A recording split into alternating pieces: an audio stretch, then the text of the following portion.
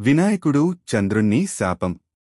ఒకసారి గణేశుడు తన ఇష్టమైన మోదకాలు లడ్డూలు బాగా తిన్నాడు. పొట్ట నిండిపోయి తన మూషిక వాహనం మీద కూర్చుని వెళ్తున్నాడు. ఆ సమయంలో ఒక పాము దారిలో కనబడింది. అది వాహనాన్ని చూసి భయపడింది. ఎలుక ఒక్కసారిగా జారిపడింది. గణపతి కూడా నేలమీద పడిపోయాడు. దాంతో ఆయన పొట్టలో ఉన్న మోదకాలు అన్నీ బయటికి వచ్చాయి. ఈ దృశ్యం చూసిన చంద్రుడు చందమామ గట్టిగా నవ్వాడు.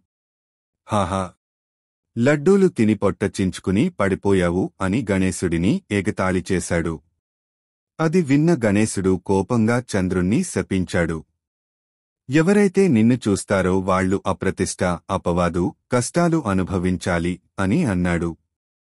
అందుకే ఇప్పటికీ గణేశ చతుర్థి రోజున చంద్రుణ్ణి చూడకూడదు అని అంటారు. చంద్రుడు భయపడి క్షమాపణ కోరాడు. గణేశుడు చివరికి శాపాన్ని కొంత తగ్గించాడు.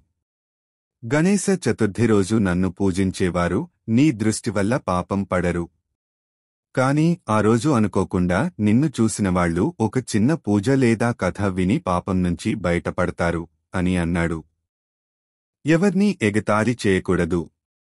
మన పొరపాట్లను అంగీకరించాలి. గణేశుని కరుణ ఉంటే కష్టాలు తొలగుతాయి.